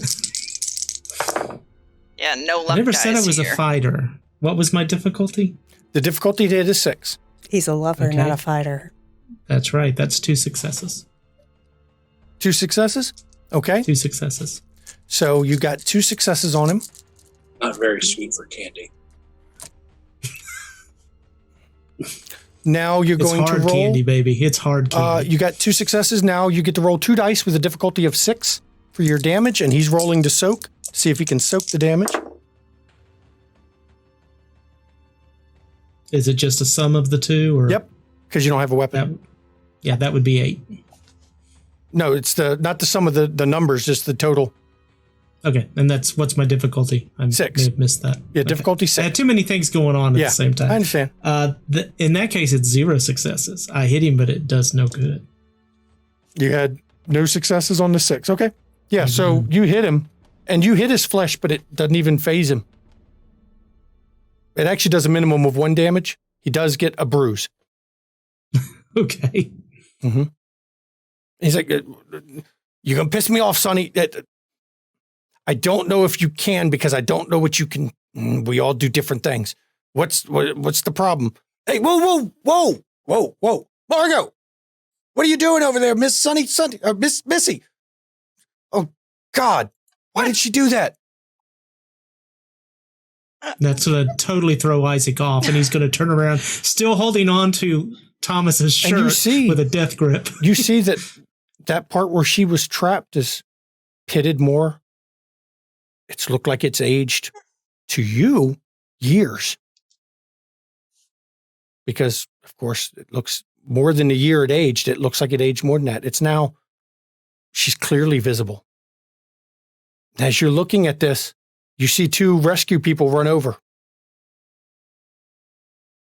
and start signaling for firemen to come and extract her. I don't know what you did, Thomas. I'm sorry I hit you. Sonny, it wasn't me. Missy done did something she ain't supposed to. She's going to bring the Legionnaires down on us if anyone talks about this. It's just because this is bad, Sonny. This is bad. Now, can you let me go so I can go explain what she did's wrong? And let go, kind of fix his collar a little bit, and then as soon just as you start let him go, walking. you don't get a chance to fix his collar. He takes off bolting. Oh. Moving quick, real quick. What is everyone else doing while you see these rescuemen start bringing tools over? Are you standing there? Are you getting out of their way? What is the reactions? Margo is stepping back. Okay. Oh no, Alexis is digging in. She's investigating all to hell up in there. While everyone's distracted, I'm going to use, what is it called? Sense strands. Okay, you're going to use your power. You're going to manifest yours as well. Life web. Or no, fatalism. Life web. Are you going to use life web? And I'm looking for... So could you maybe run down? I think I get the gist of it, but I want to... Could you explain specifically? Yes, I can explain the thing. For life web, it's a monitor power, which is the power to feel the fetters in a lot of ways. Is this the right one? Nope, I'm looking at... There it is. You're using life web since the strands is your power, I believe. Yep. Double check which ones you have to make sure, because I don't want to short you some powers. Sense strands, yeah. Yep, sense strands. For sense strands, you can know where your fetters are located instantly. Right. And I don't need to roll for that. You roll, only have to roll when you're extending your senses to it. But you know, if you concentrate on it, you can see where it is. You know the general direction, but by concentrating, you can actually see exactly through it like you're there. Am I able to do it for 2 fetters? You can do it for any of your fetters. I would like to try and... I'm essentially trying to locate the flash drive and the flask. Okay. It is going to be perception plus life web. Do I roll that for each fetter, or... Yes, you're going to have to spend 2 pathos and roll it twice.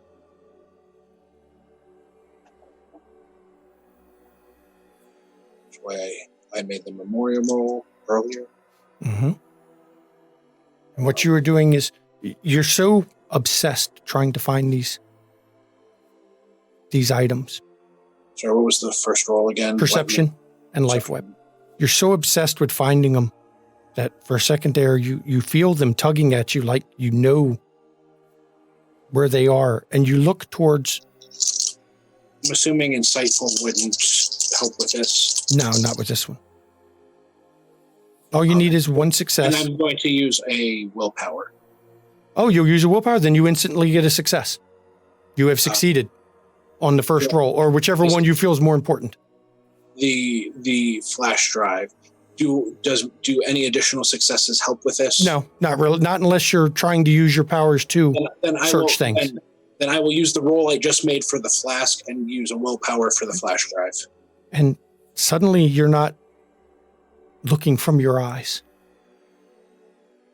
You're looking at a white sheet.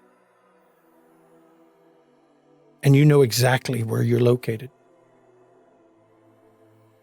Over in the set of bodies that's over, still waiting to be picked up and moved, that haven't been moved yet. You're under one of those sheets. You know exactly where you are, second from the left.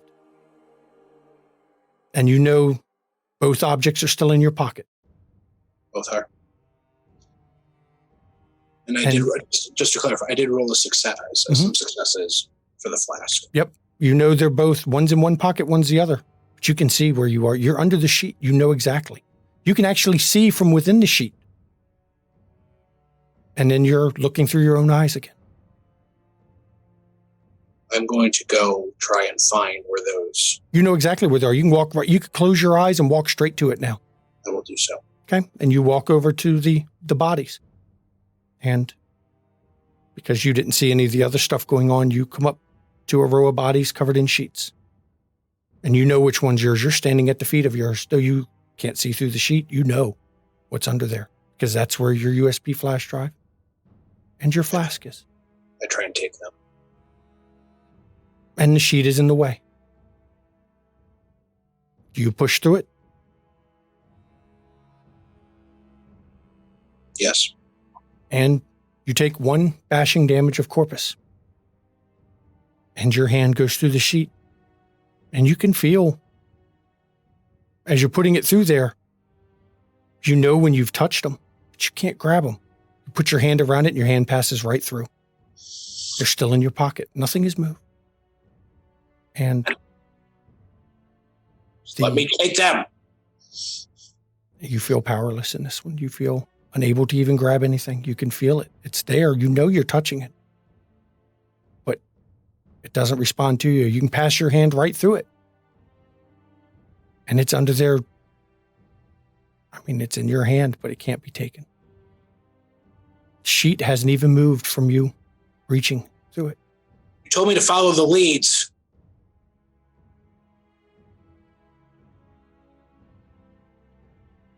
I'm here, aren't I? Not so talkative now.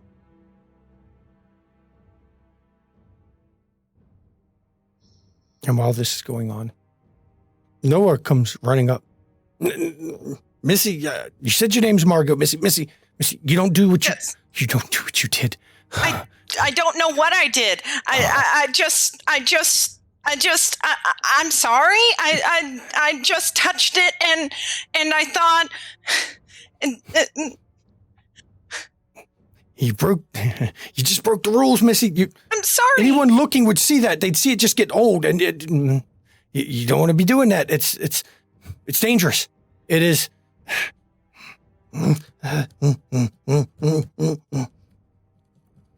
Shut up. Shut up. I'm trying. Just shut up. You don't do that. The Legionnaires will find out. I'm sorry. I didn't know I could do that. What's so important about her, Missy? What is Isaac doing though at this point? Because Isaac, I know, followed over. He's watching what's going on at the moment, and he's focused on what the rescue workers are doing.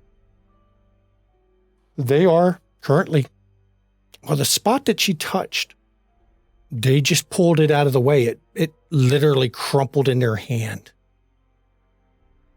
And you can hear them kind of muttering amongst themselves that, damn, this train wasn't built well at all. Substandard materials. I wonder if that's part of the problem.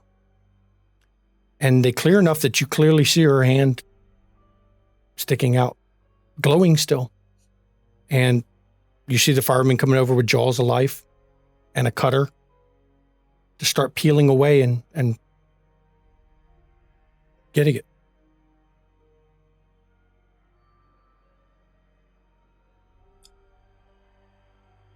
Isaac's going to move over closer, and I would like to use my appraisal because I think I would be doing everything I could to see how she is.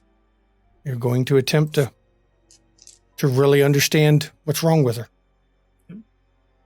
So it says I get to add usury to all dice pools for death, sight, and life sight. Mm-hmm. So it's perception, empathy, plus usury. One of these days I'll have my numbers memorized. Or maybe not. Now, while you're rolling, everyone else is watching. And Alexis, you don't know what you did. You just know that you had concentrated so hard on these guys. Oh, I've already moved past that. I'm in the car trying to investigate.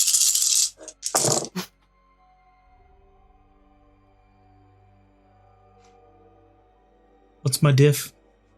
The difficulty is still the same as it was before, which I believe is 6 for those. I will 6. double check. We can go with 6 just because it's easy. Because, that's one we don't have to pull up. I'm going to check this for also as well for question asked by Noah. I'm looking because I'm curious, maybe, for Noah's question. All right, you could, Noah, but you would instantly be driven to a harrowing.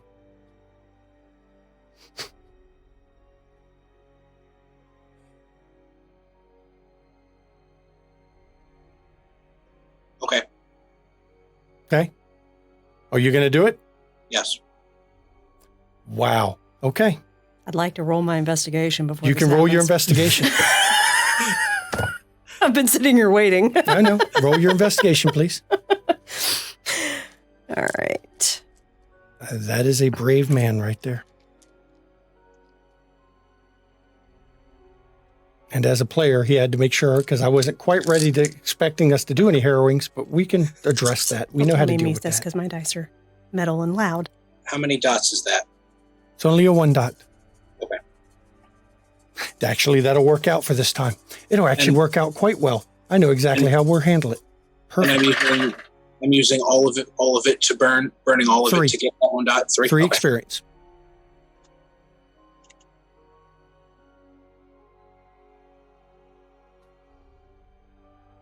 Letting Alexis do her investigation.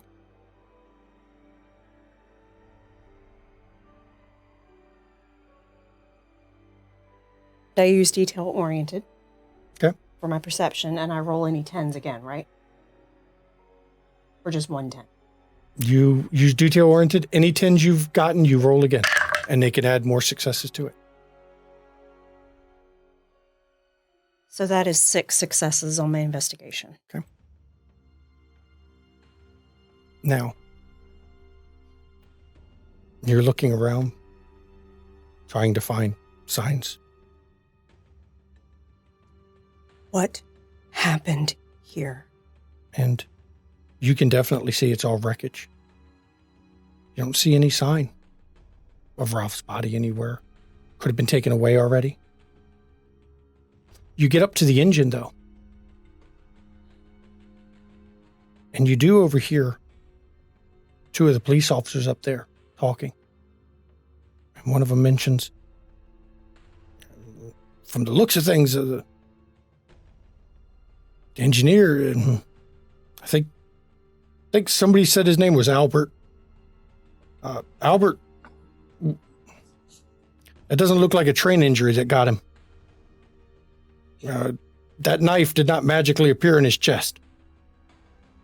So I think that other guy they pulled out of there must have stabbed him and caused the train to derail. And the other one goes, I mean, it kind of makes sense. I guess we got to hear from the coroner. Was the knife post-mortem or I mean, we don't even know if it was, after he died or not, but it seems odd. These trains don't normally derail like this. And Alexis just mutters, incompetence. Okay, I believe I was pursuing a passion. You do. And let me see your passion that I'm doing. Curiosity. Let me pull it up. I want to pull it up just to see what we've got here. You are pursuing a passion of why did the train crash? Mm-hmm. And you're directly pursuing it. I will give you roll 1 die, which is the strength of the passion itself. Mm-hmm. And I will set the difficulty. Let me find my right sheet. I've got so many sheets pulled up. Actually, I've got them printed too, people, and I don't even look at my own printings. Trying to get some of that pathos back, y'all. I've already dumped 3. Difficulty for you is 6. I got a success. I got a 7. So you feel the searching kind of draws you to it. Do I get 1 pathos back? Oh, I sent it to the wrong person. Yes, I was thinking the same thing, Noah.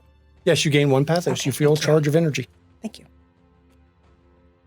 And though normally, by the rules, exactly what Noah is trying to do, normally wouldn't happen. There's something about its condition. The flask was damaged quite a bit in this train accident. And in a burst of just determination and rage or something, but you have to get your flask. Got to get hold of it. You don't care. You feel something snap on it. And it is suddenly in your hand with you.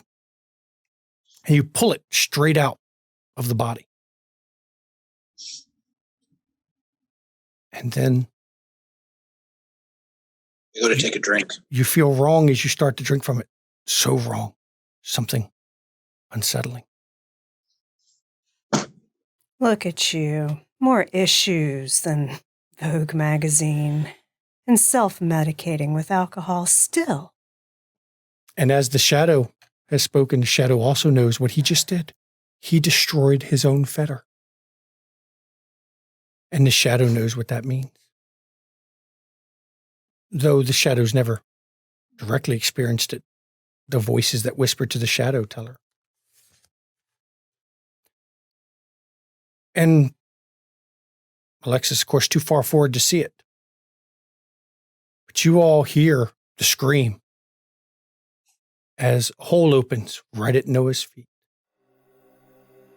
And a flask in his hand, he is sucked down in it and totally disappears. Thomas's head whips around and goes,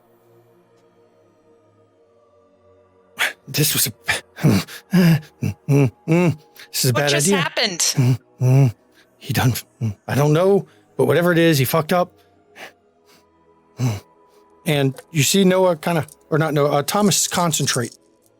He's just staring where Noah was. He's gone. I don't know what he did. He did something. It's hard to explain. Can't explain it. It's something's up. He done fucked up. He's gone too. So we've been here not even a day, and Missy, 2 of y'all are gone. I'm sorry. I didn't know what I was doing. Yours is no. 2 of y'all are gone. Shut up. Shut up. It's not my fault. No, it's your. Thomas, are you okay? I told you before, Missy. We've all got that voice. You think I'm special? You think I don't have one too? No, I was just trying to help. This is upsetting. I've survived like I have by hiding, and then one day, and as he's talking, and everyone's getting nervous, Isaac, you see them pull that last piece that was really pinning her in, and you see Angela being extracted. Oh, sorry. Thank you. It's never your fault. Ever, is it? Ever your fault. Nothing that happens is ever your fault. I never meant it that way. And you see them checking to see if she's cleared to be pulled out. She's got a pulse. She's got Joe. Yep. Get the gurney. Get her over there. And you see him take off running as they start to pull her out, and you're looking down on your fiance, horribly injured, covered in blood, but alive. And as she's being extracted, she moans a bit. She looks over. Isaac? Why do you look like that? Why are you so dim? I can barely see you. And though she's barely moving her mouth, all of you here can hear her say it. Except Alexis, who is at the front of the train. I'm going to put my hand on her shoulder. Don't come here. It's so cold. I don't feel you. I see you. It's so cold. Don't. What's happening? Why are you here? You need to be okay. You need to be okay for your son. And you feel her suddenly snatched through you. Take 1 point of bashing damage as you become insubstantial, as she is pulled through your arm where your arm was and placed on this gurney. And you can hear the paramedics debating whether they can get her to the hospital or they're going to need a medevac. And they're debating where they can land a medevac here. As her eyes roll back and she doesn't seem to see you anymore. But for an instant, she could.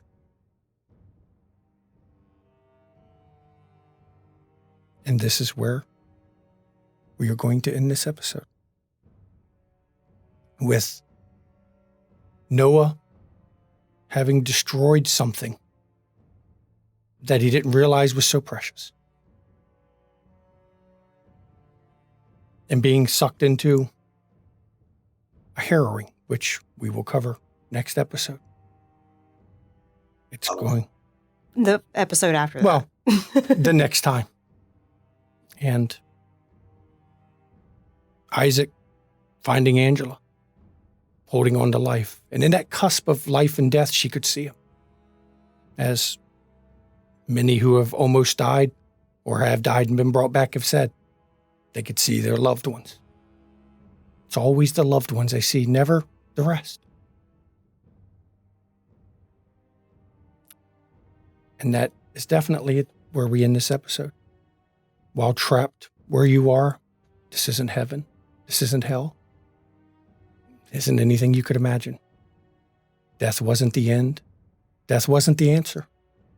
Death was just the beginning. So what do? Do you listen to the voice inside your head telling you to just let go? Do you still fight, still love, still feel the passion that won't let you rest?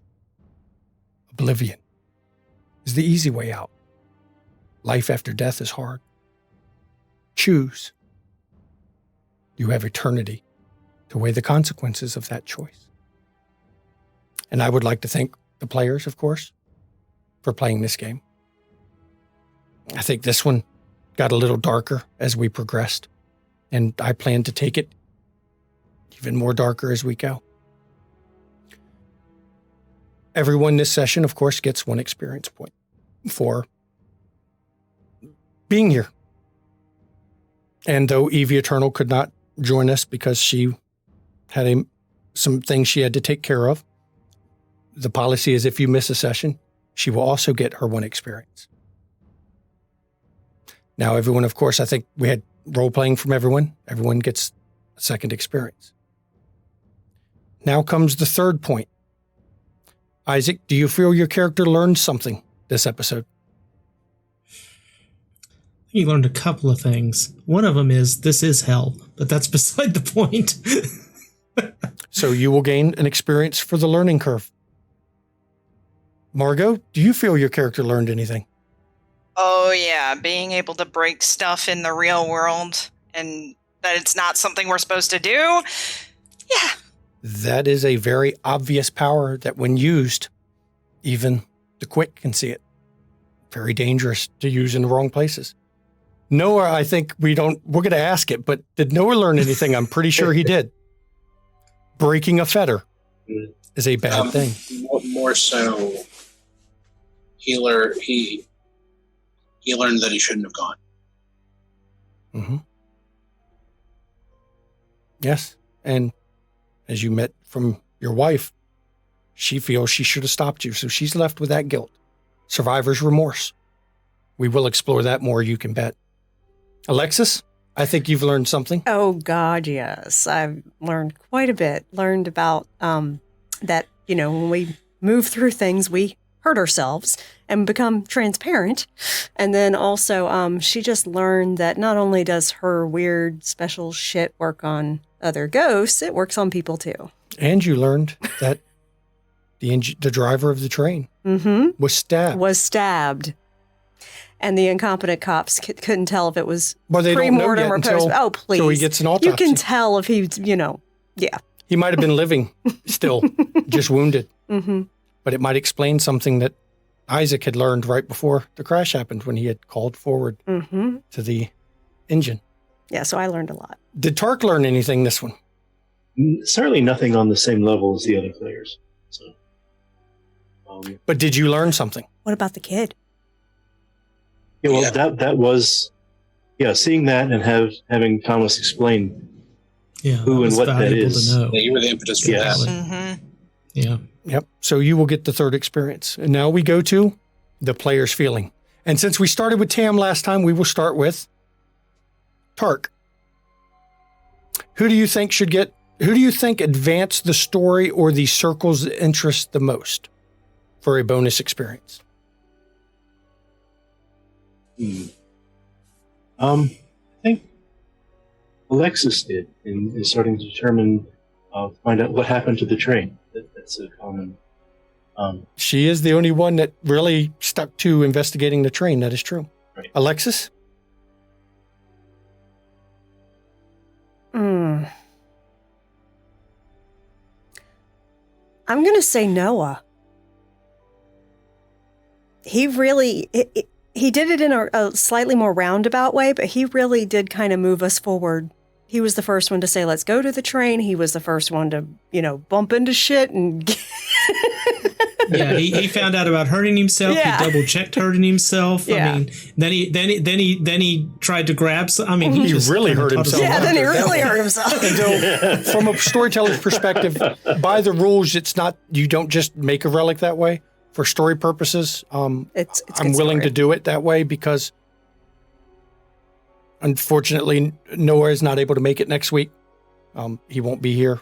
Sad. We're going to miss him. He just, But it serves. started a harrowing, and Yep. he just heard his shadow, and now he's going to meet that shadow face to face. Yep. And this is going to be a perfect chance when he comes back. We can do the harrowing. Great way to jump back in. Yep. The beauty of this game is that we can lose players like that, and there's ways to deal with it. So Noah, speaking of you, who do you feel? I agree. I agree with Dark that, Alexis, as far as the story and whatnot. Okay. I also liked she was also integral to getting Isaac to realize that maybe we're dead. Okay. Margot? Oh, it's got to go to Alexis. No, hands down.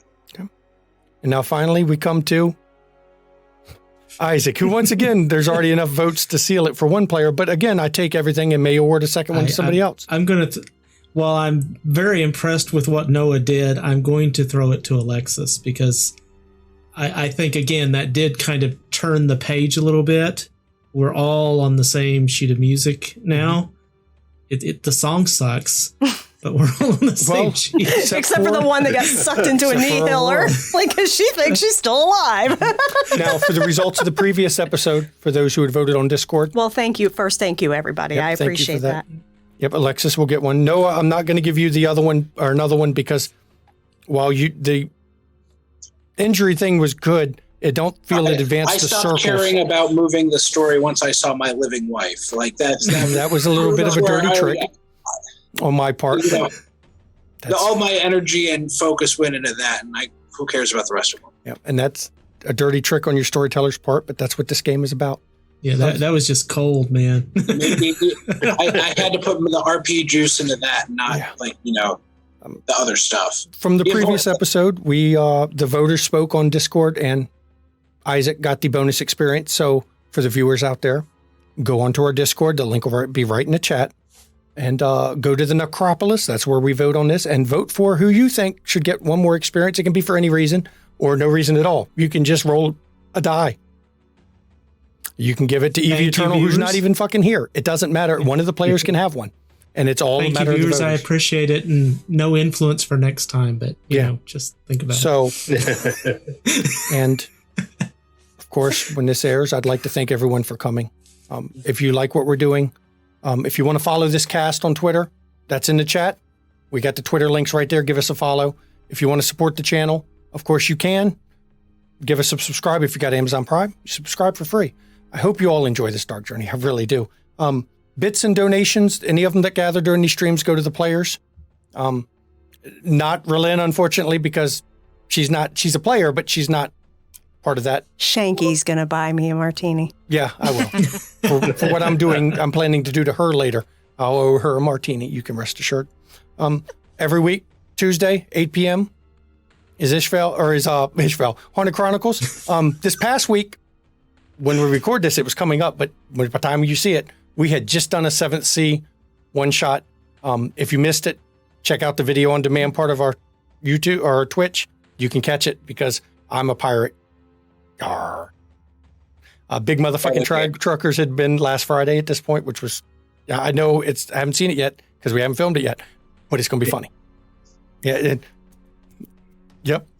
Ishvel is every Saturday at 8 p.m. It's D&D 5th edition. Viking themed game. It's not every Saturday. It's 3 Saturdays on, 3 off. So this coming weekend, there is no Ishvel. Actually, this weekend, there are no streams on our channel because it is Gen Con online. So if you're doing Gen Con, have fun. Yep. That's a good point.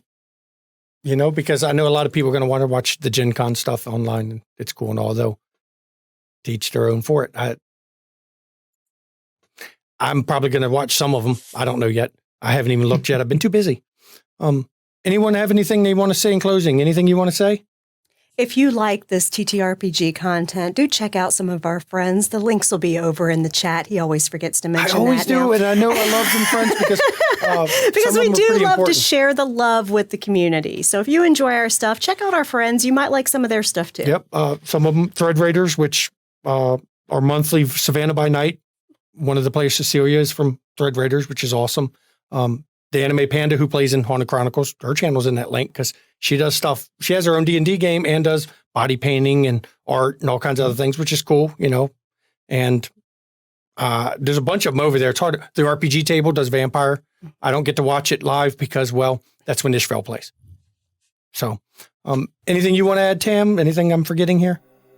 Come join us on the Discord. I have committed.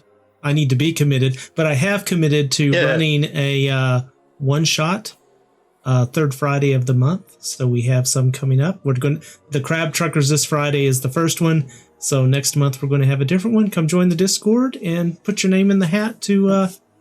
And for those that don't know, terrorized and killed. The Discord is where we do our casting calls for our shows first. It always goes and opens up the Discord. And though Tams fill up pretty quick for some games because some of them, like everyone's pestering him to run. When this airs, we still have 2 days left before we close Chicago by Night's casting call. So if you want to get in on the Vampire Chicago by Night game, apply in the casting call. It's called the Casting Couch. And did you mention the Changeling one shot? That just happened on Sunday. So check out the VOD if you missed it because I'm sure it's going to be a ton of fun. We haven't done it yet, but I'm sure it's going to be chaotic and fun. Oh my God. The fun of recording a game on a Thursday before we stream it on a Wednesday. I know, we have so much coming up. Is the timeline going in the past. It is a little confusing about what's coming up. Yes. It is sometimes. But due to the nature of this game, and I was worried we might have to take a break when I busted out the wife. Angela, I was pretty sure it could be handled by Isaac, but Claire, I was worried might have broke house a little bit there. The way his face fell, I was like, holy crap, run a player check. Run a player check. And that is why we did it. So looking out for you, buddy. It's my incredible acting skills. I know, right? Anything you want to add there, Urian? Anything you got to add to it? No, or are you just waiting for me to put start in on you because you're coming? Oh, yeah. Mm-hmm. Oh, I know it's coming. Mm-hmm. And we missed Evie being here, but hopefully she'll be back next week. And if not, the story of Wraith is a dark one. And sometimes friends and companions are left behind. Sometimes you lose them. And it's the nature of Oblivion. So thank you all. Thank you all so much. We appreciate the view. Thank you.